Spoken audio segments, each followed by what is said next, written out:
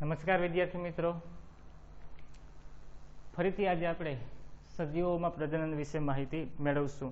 આપણે આગળના લેક્ચરની અંદર મનુષ્યમાં લિંગી પ્રજનન છે એ સંપૂર્ણ પૂર્ણ કરેલું હતું, જેની અંદર આપણે શરૂઆતની અંદર પ્રસ્તાવના ભણ્યા હતા. ત્યારબાદ પ્રજનનના પ્રકાર વિશે સમજૂતી આપી હતી અને ત્યારબાદ મનુષ્યમાં પ્રજનન તંત્ર, સ્ત્રીમાં પ્રજનન તંત્ર, એનું ફલન, ગર્ભ, ઉદ્વિકાસ, માસિક સ્ત્રાવ, વસ્તી નિયંત્રણ, રોગો અને વસ્તી, આ બધા ટોપિક વિશે આપણે પ્રથમ ટોપિકની અંદર સમજૂતી મેળવી હતી. તો વિદ્યાર્થી મિત્રો, આપણે આ પ્રજનનના પાઠની અંદર પ્રથમ લેક્ચરની અંદર મનુષ્યની લિંગી અવસ્થાની તમામ બાબતો પૂર્ણ કરેલી હતી. હવે આપણે અલિંગી પ્રજનન વિશે સમજૂતી મેળવીએ, જેની અંદર યાદ રાખજો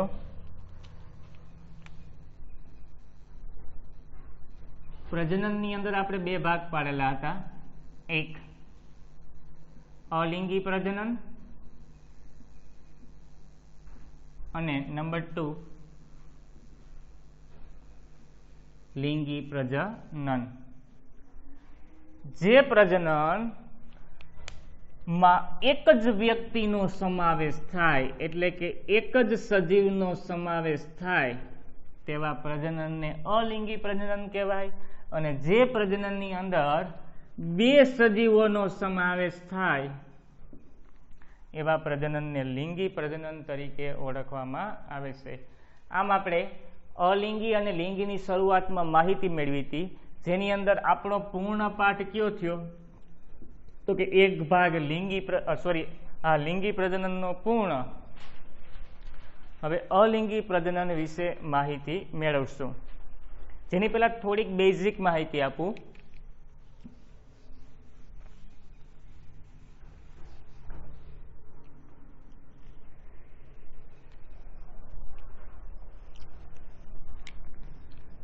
કે સજીવો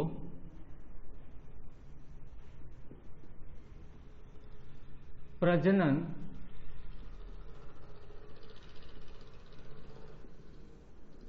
શા માટે કરે છે? સજીવો પ્રજનન શા માટે કરે છે એની આપણે માહિતી મેળવીએ. તો યાદ રાખજો, સજીવો પ્રજનન કરે, બરાબર, એની અંદર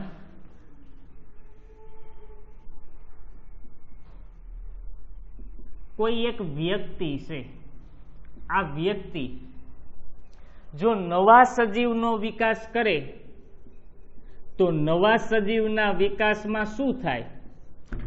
તો કે એનો વારસો જળવાઈ રહે. પરંતુ આ સજીવ જો નવા સજીવનો વિકાસ ના કરે તો એનો વારસો છે જળવાતો નથી. કેમ?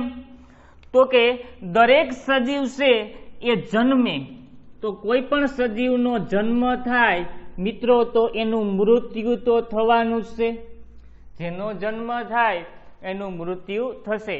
તો જન્મ બાદ મૃત્યુ થાય તો પેઢી દર પેઢી નવી પેઢીનો વિકાસ કરવા માટે, વારસો જાળવવા માટે દરેક સજીવો છે એ પ્રજનન કરે.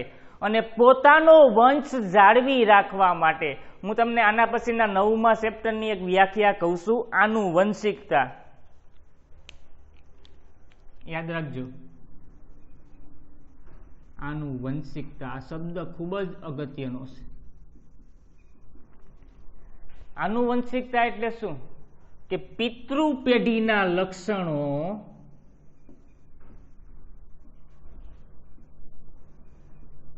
નું અનુગામી પેઢીમાં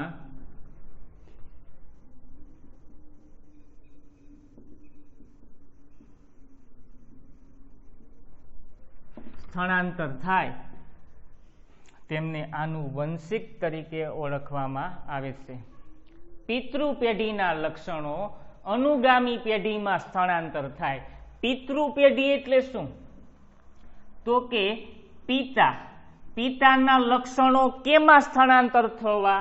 તો કે પુત્રમાં. હવે પુત્રમાં એ લક્ષણો કેવા મળે? તો તો કે બધા જ લક્ષણો સરખા ન હોય, એમાં ભિન્નતા રહેલી હોય. ભિન્નતા એટલે શું? કોઈ પિતાનું મુખ સરખું હોય તો એના પુત્રનું મુખ સરખું ન હોય, એમાં થોડી ઘણી અંશે ભિન્નતાઓ જોવા મળે. તો આપણે સમજીએ કે દરેક સજીવો પ્રજનન શા માટે કરે? તો કે પ્રજનન છે એટલા માટે દરેક સજીવ કરે કે જ્યારે કોઈ એક વ્યક્તિ હોય, આ વ્યક્તિ નવા સજીવનો વિકાસ કરે. શા માટે કરે? તો કે એનો વારસો છે જાળવી રાખવા માટે. કારણ કે કોઈ પણ સજીવનો જન્મ થાય તો એનું મૃત્યુ થવાનું છે. તો જન્મ બાદ મૃત્યુ થાય તો નવી પેઢી છે એ જાળવી રાખવા માટે દરેક સજીવ શું કરે? તો કે પ્રજનન કરે. આનુવંશિકતાની વ્યાખ્યા આપું છું.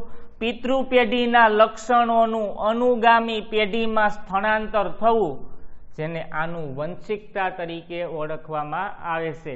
પિતૃ પેઢીના લક્ષણો, પિતાના લક્ષણ કેમાં આવવા? તો કે પુત્રમાં, જેમને આનુવંશિકતા તરીકે ઓળખવામાં આવે છે.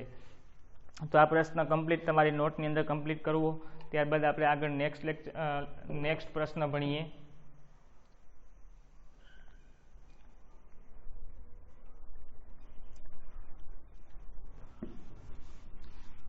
એક જ જાતિના સજીવોમાં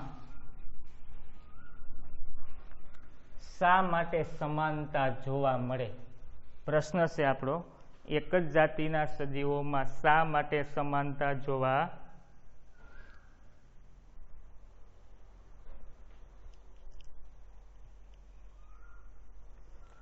મળે?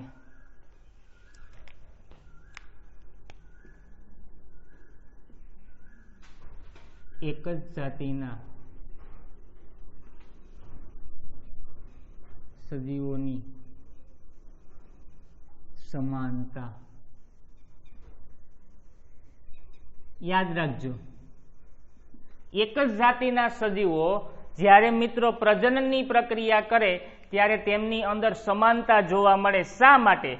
તો કે એક જ જાતિના સજીવો જ્યારે સમાનતા જોવા મળે ત્યારે શરીરની સંરચના, કદ, દેખાવ આ બધું સમાન હોય. તો આ શું કરે? તો કે જ્યારે વ્યક્તિ પ્રજનનની પ્રક્રિયા કરે ત્યારે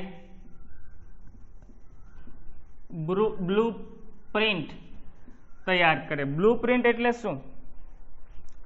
તો કે કોઈ મનુષ્ય પ્રજનનની પ્રક્રિયા દ્વારા એના જેવો જ બીજો નવો સજીવ વિકાસ કરે, પણ સંપૂર્ણ એને સમાન હોતો નથી. કારણ કે તેમાં ઘણા બધા તફાવતો જોવા મળે. એ તફાવતો ક્યાં ક્યાં જોવા મળે? તો કે દરેક સજીવ છે એ સમાનતાના આધારે બ્લુપ્રિન્ટ તૈયાર કરે. જે કોષમાં રહેલા કોષ કેન્દ્ર, જે રંગસૂત્ર ડીએનએ ના અણુમાં આનુવંશિક લક્ષણો, ડીએનએ ના અણુઓમાં આનુવંશિક લક્ષણો છે, એ આનુવંશિક લક્ષણોના સંદેશા, એ સંદેશાઓ છે એ પિતૃમાંથી સંતતિમાં આવે. ટૂંકમાં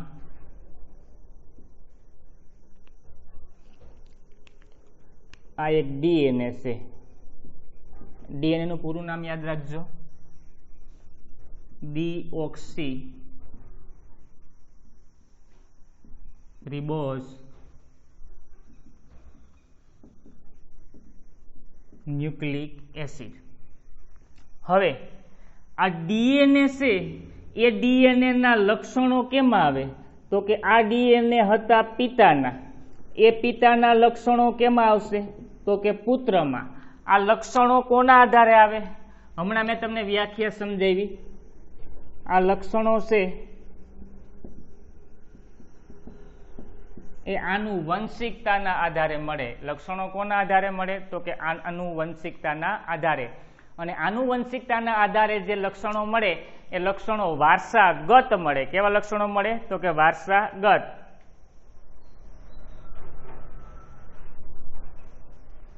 હવે આ ડીએનએ ક્યાં રહેલો હોય? તો કે ડીએનએ છે એ મિત્રો કોષ કેન્દ્રમાં રહેલો હોય. હવે જ્યારે પ્રજનનની પ્રક્રિયા થાય ત્યારે એની અંદર નર પ્લસ માદા બંનેનો સમાવેશ થાય. તો નરનો ડીએનએ છે, આ ડીએનએ કોની સાથે જોડાય? તો કે માદાના ડીએનએ સાથે. એટલે માદા અને નર આ બેયના લક્ષણો છે એ નવા પુત્રમાં આવે, એટલે કે નવા જે બાળકનો જન્મ થાય એની અંદર આ લક્ષણોનું શું થાય તો કે સ્થળાંતર થાય. એટલા માટે એક જાતિના સજીવોમાં વિશિષ્ટ ડીએનએ હોય છે. એક જાતિના સજીવોમાં ડીએનએ કેવું હોય તો કે વિશિષ્ટ. અને કેવું ડીએનએ હોય તો કે તે પ્રજનન દ્વારા અનુગામી પેઢીમાં વારસા રૂપે પ્રાપ્ત થાય. એ પ્રજનન દ્વારા અનુગામી પેઢીમાં વારસા રૂપે થાય એટલે તો કે પિતાનું ડીએનએ હતું અને માતાનું ડીએનએ આ બંને કેનામાં આવે તો કે પુત્રમાં, અને પુત્રમાં એ લક્ષણોનું સ્થળાંતર થતું જોવા મળે.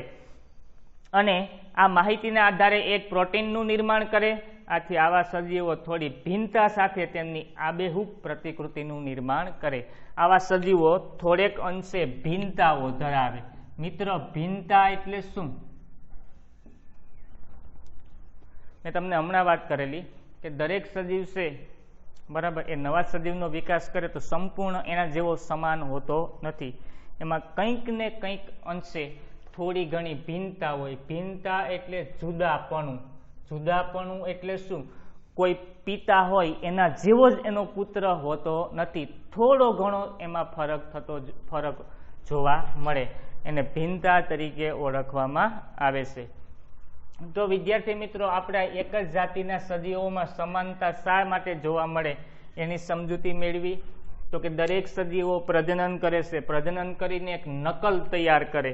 આ નકલને શું કહેવાય તો કે બ્લુ પ્રિન્ટ કહેવાય. શું કહેવાય? Blue print. અને આ બ્લુ પ્રિન્ટ દ્વારા કેમ નવા સજીવનો વિકાસ થાય તો કે એના કોષ કેન્દ્રમાં ડીએનએ રહેલો હોય. ડીએનએ એટલે શું? Deoxy ribose nucleic acid. હવે એ ડીએનએ કોઈ પિતા છે, એ પિતા પાસેથી કોને મળે? પુત્રને. કોના દ્વારા મળે તો કે આનુવંશિકતા. આનુવંશિકતા એટલે શું? પિતૃપેઢીના લક્ષણોનું અનુગામી પેઢીમાં સ્થળાંતર થવું. હવે આ લક્ષણોનું સ્થળાંતર થાય તો પ્રજનનની પ્રક્રિયામાં નર અને માદા બંને ભાગ ભજવે.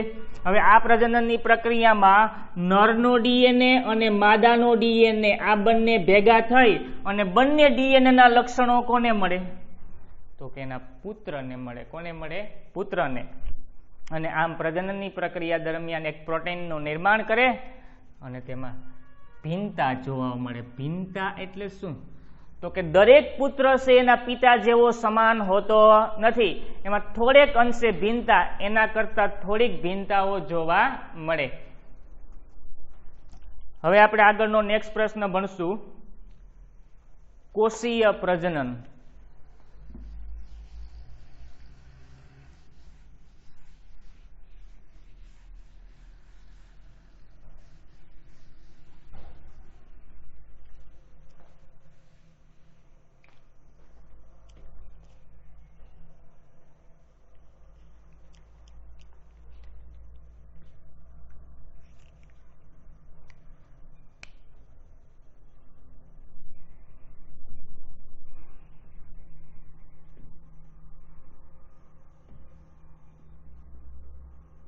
કોષીય પ્રજનન એટલે શું તો કે કોષ વિભાજન. કોષ વિભાજન એટલે શું તો કે આ એક કોષ હોય, આ કોષમાંથી બે ભાગ પડે અને નવા બે સજીવોનો વિકાસ થાય, જેને કોષીય પ્રજનન તરીકે ઓળખવામાં આવે છે. એને શું કહેવાય તો કે કોષીય પ્રજનન. આ વિભાજન દરમિયાન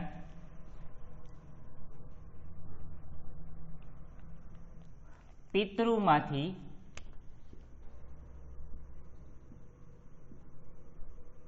બે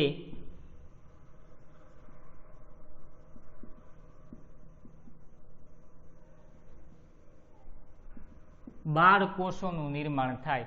આ પ્રક્રિયામાં પિતૃમાંથી કોનું નિર્માણ થાય તો કે બે બાળકોષો. અને આ બંને બાળકોષોનું નિર્માણ થઈ અને શું જોવા મળે તો કે બાળકોષોનું નિર્માણ થઈ અને પ્રજનનની ક્રિયામાં ડીએનએ પ્રતિકૃતિનું સર્જન થાય. આ ડીએનએ પ્રતિકૃતિનું સર્જન થાય. ડીએનએ પ્રતિકૃતિનું સર્જન થાય એટલે શું?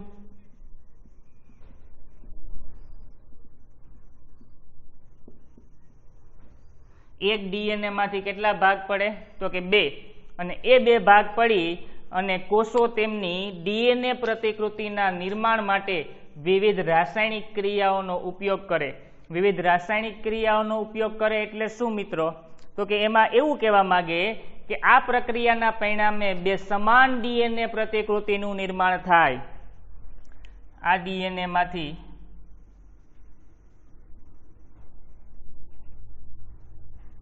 બે ડીએનએ બને. આ બેની કૃતિ કેવી હોય? તો કે સમાન હોય અને સમાન કૃતિ દ્વારા એ નવા સજીવનો વિકાસ થાય.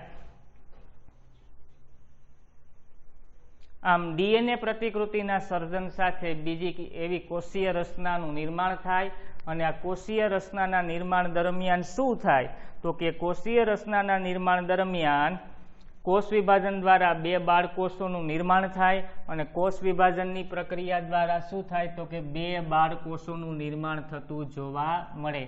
મિત્રો તમને સમજાવું છું એક ઉદાહરણ દ્વારા.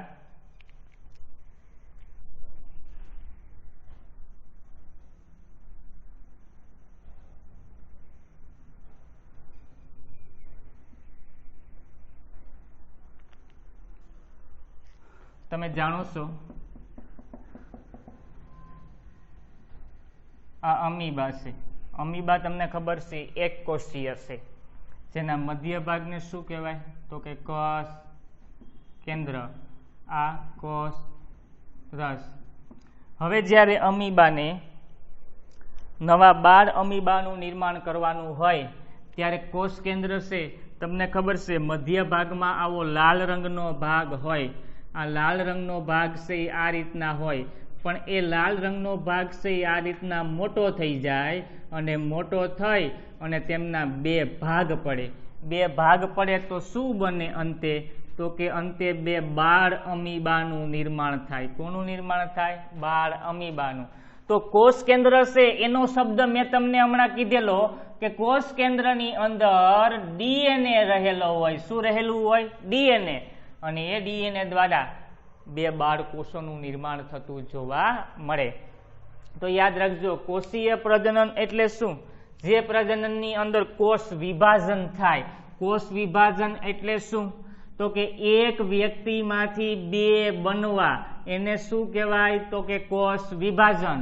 અને પિતૃમાંથી બે બાળકોષોનું નિર્માણ કરે. આ પિતૃ અમીબા હતા.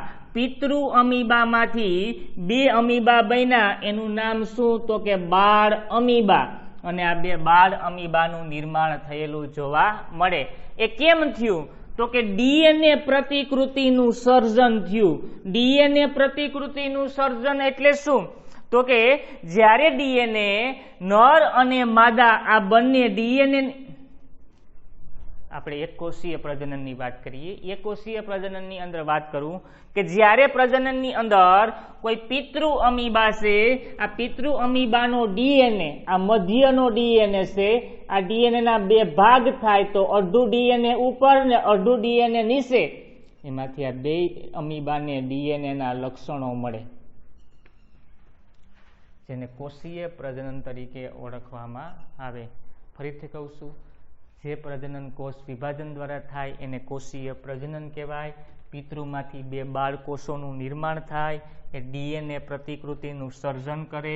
આ ડીએનએ પ્રતિકૃતિનું સર્જન થાય તો બે સમાન ભાગમાં ડીએનએ વહેંચાઈ જાય. આ એક અમીબા પિતૃ અમીબા હતા. પિતૃમાંથી બે બાળ અમીબા બન્યા તો એનું કોષ કેન્દ્ર ગોળમાંથી લંબાવાળું આ લંબાઈ અને એના બે ભાગ થઈ ગયા અને બે ભાગ થઈ અને બાળ અમીબાનું નિર્માણ થયેલું જોવા મળે. ત્યારબાદ વિદ્યાર્થી મિત્રો આપણે આગળનો પ્રશ્ન ભણશું.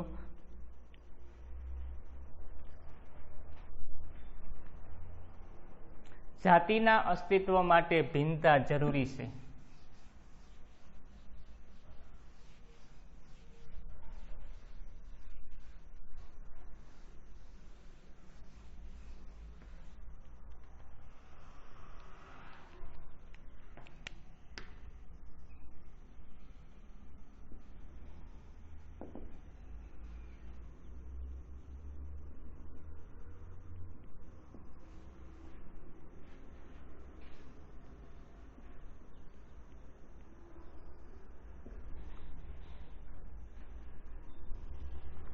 જાતિના અસ્તિત્વ માટે ભિન્નતા જરૂરી છે.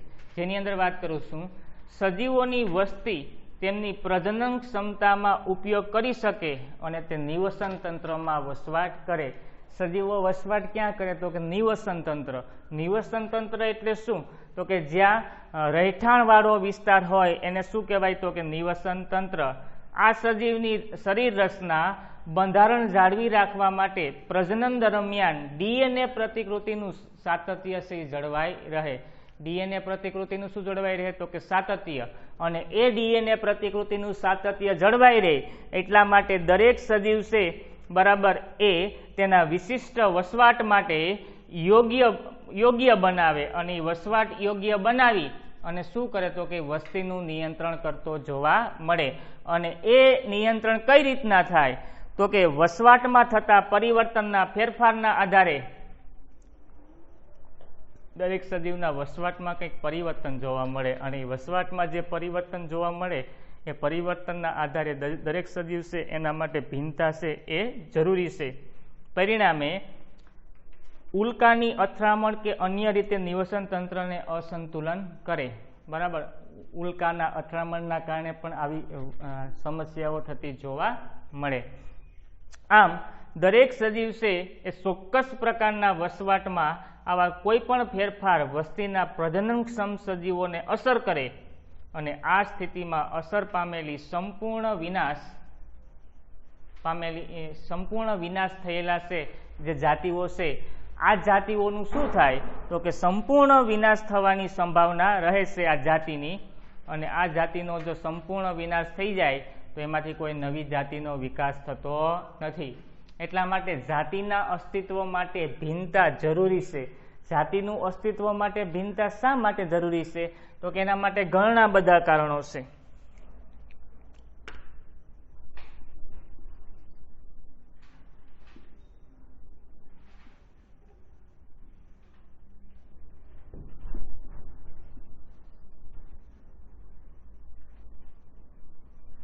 જાતિનું અસ્તિત્વ ટકાવી રાખવું હોય તો એમાં ભિન્નતા નામનો શબ્દ ખૂબ જ જરૂરી છે. મિત્રો, મેં તમને આગળ વાત કરેલી ભિન્નતા એટલે શું? તો કે જુદું પડવું, કોઈ વ્યક્તિથી તે અલગ થવું, એને શું કહેવાય? તો કે ભિન્નતા તરીકે ઓળખવામાં આવે છે.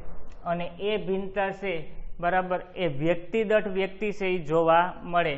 ઉદાહરણ તરીકે તમને વાત કરું છું, ભિન્નતામાં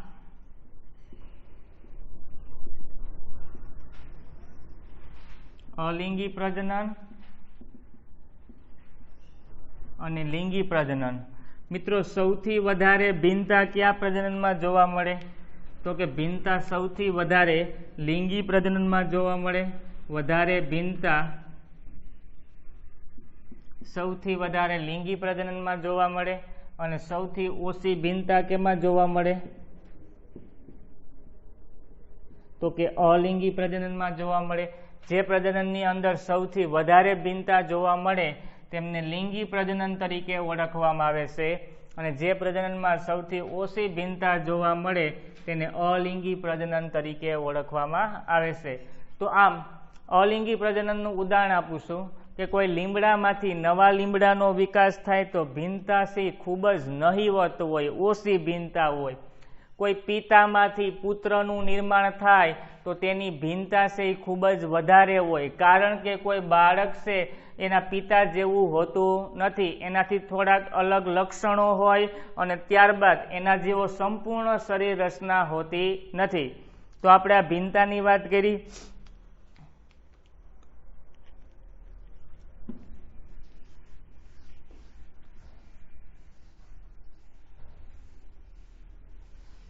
હવે આગળના નેક્સ્ટ ટોપિકની અંદર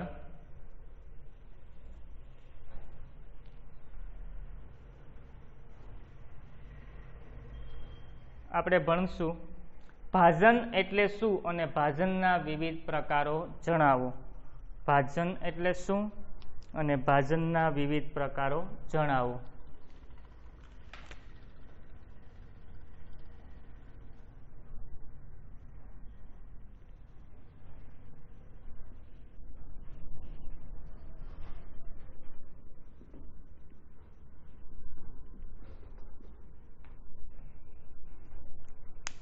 યાદ રાખજો મિત્રો, ભાજનની વાત કરું છું તો ભાજન એટલે શું? તો કે એક કોષીય સજીવો કોષ વિભાજન દ્વારા નવા સજીવોનું નિર્માણ કરે, આ કોષ વિભાજનની પ્રક્રિયાને શું કહેવાય? તો કે ભાજન. એક કોષીય સજીવો, આ એક કોષીય સજીવો છે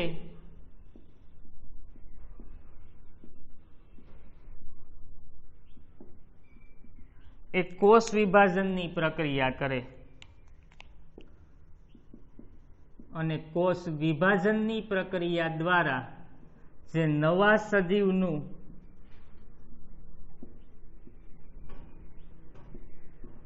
સર્જન કરે તેમને શું કહેવાય? તો કે ભાજન તરીકે ઓળખવામાં આવે છે. એક કોષીય સજીવો જે કોષ વિભાજન કરી અને જે નવા સજીવનું સર્જન કરે, આ સમગ્ર પ્રક્રિયાને શું કહેવાય? તો કે ભાજન તરીકે ઓળખવામાં આવે. મિત્રો, મેં તમને આનું ઉદાહરણ આપ્યું હતું અમીબા. અમીબા છે એ નવા બે બાળ અમીબાનું નિર્માણ કરતા હતા અને બે બાળ અમીબાનું નિર્માણ કરી અને નવા સજીવનો વિકાસ કરતા હતા.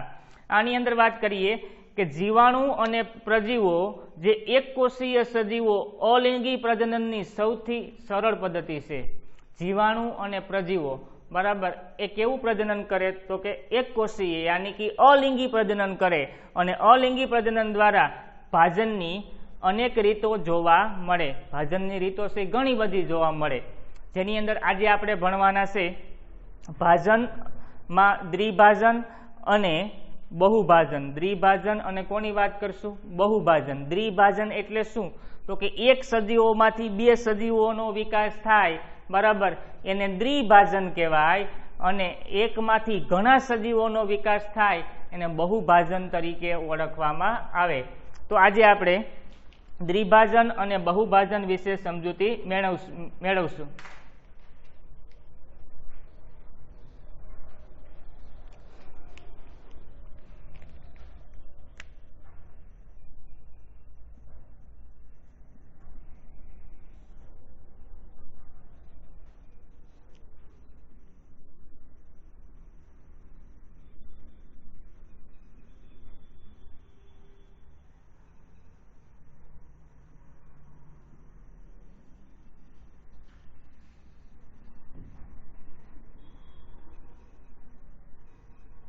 જોજો,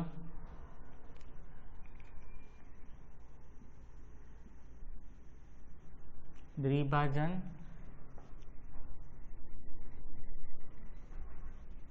અને બહુભાજન.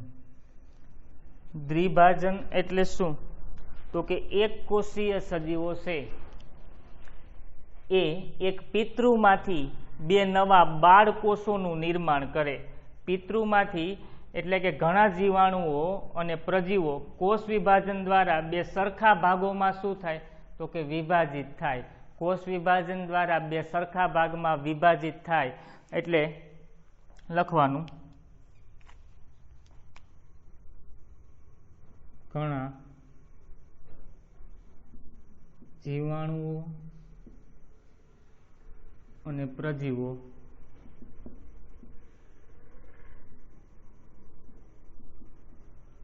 કોષ વિભાજન દ્વારા બે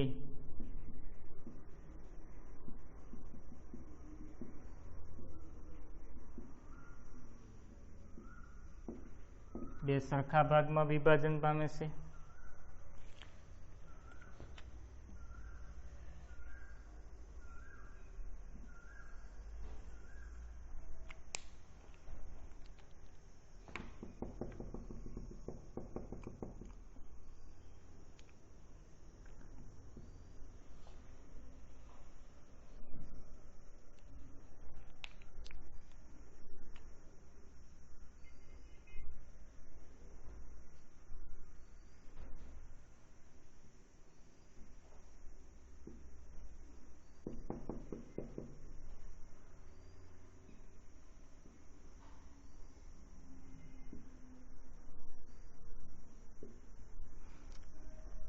આ પિતૃ અમીબા હતા.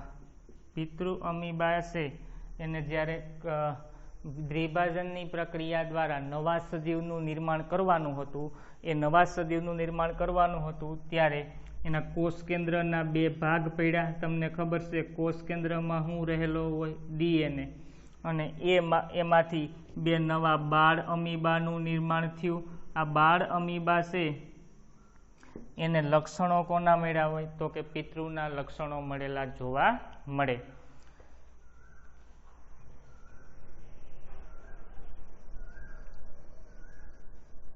હવે ત્યારબાદ બહુભાજનની વાત કરીએ. બહુભાજન કોને કહેવાય? ખૂબ જ સરળ છે. એની પહેલા આપણે દ્વિભાજન છે એનું થોડું રિવિઝન કરી લઈએ. ઘણા જીવાણુઓ અને પ્રજીવો કોષ વિભાજન દ્વારા બે સરખા ભાગમાં વિભાજન પામે તેમને શું કહેવાય? તો કે દ્વિભાજન તરીકે ઓળખવામાં આવે. અને દ્વિભાજનની અંદર મેં તમને અમીબા વિશે સમજૂતી આપી. અમીબાની સમજૂતી આપણે મેળવી લીધી કે એક પિતૃ અમીબામાંથી બે બાળ અમીબાનું નિર્માણ થાય. હવે બહુભાજન. મેલેરિયાના પરોપજીવી પ્રજીવ પ્લાઝ્મોડિયમ એક સાથે અને સંતતિ કે બાળકોમાં વિભાજિત થાય છે. મેલેરિયાના પરોપજીવી પ્રજીવ પ્લાઝ્મોડિયમ એક સાથે સંતતિ કે બાળકોમાં વિભાજિત થાય છે. એક સાથે.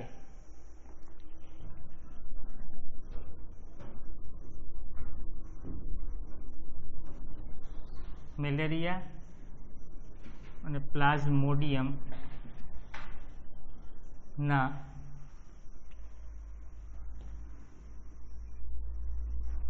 કૃમિઓ બહુભાજન દ્વારા એક સાથે અનેક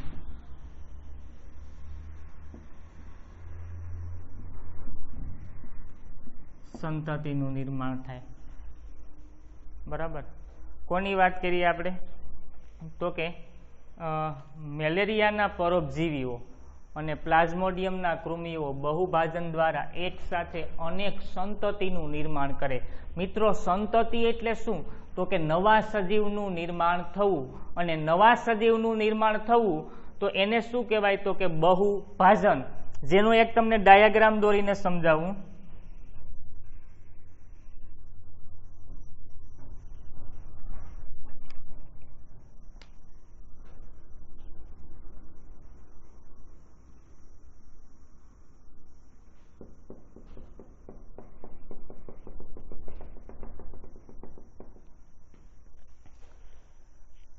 જોજો,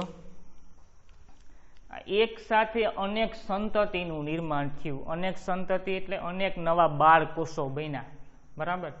તો આજે આપણે ભાજન વિશે સમજૂતી મેળવી. ભાજન એટલે શું તેના વિવિધ પ્રકારો વિશે સમજૂતી મેળવીએ. ભાજન ફરીથી તે એક કોષીય સજીવો. બરાબર. એક કોષીય સજીવો છે શું કરે? તો કે કોષ વિભાજન દ્વારા નવા સજીવનું નિર્માણ કરે. આ નવા સજીવનું જે સર્જન કરે, બરાબર, તેમને શું કહેવાય? તો કે ભાજન તરીકે ઓળખવામાં આવે છે. ફરીથી કહું છું, ભાજન એટલે શું? એક કોષીય સજીવો કોષ વિભાજનની પ્રક્રિયા દ્વારા નવા સજીવનું સર્જન કરે તેમને ભાજન તરીકે ઓળખવામાં આવે છે. ભાજનના બે પ્રકાર, દ્વિભાજન અને બહુભાજન. દ્વિભાજન એટલે શું?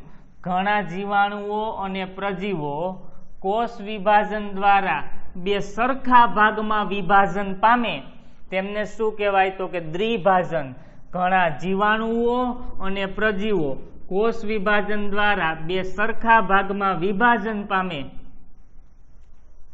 તેમને દ્વિભાજન તરીકે ઓળખવામાં આવે છે.